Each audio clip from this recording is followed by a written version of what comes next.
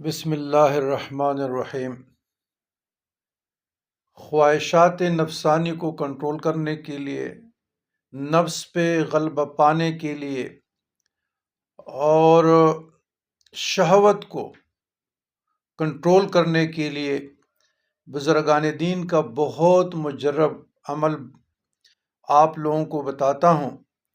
یہ اپنی زندگی میں رکھیے گا، انشاءاللہ العزیز آپ لوگوں کا نفس قابو میں رہے گا اور خواہشات نفسانی سے آپ لوگوں کو چھٹکارا ملے گا۔ قرآن مجید فرقان حمید کی آیت ہے، بسم اللہ الرحمن الرحیم، انی اخاف ان عصیت ربی عذاب یوم عظیم۔ کم از کم صبح شام اول آخر درود شریف 7 ٹائم 7 مرتبہ پڑھا۔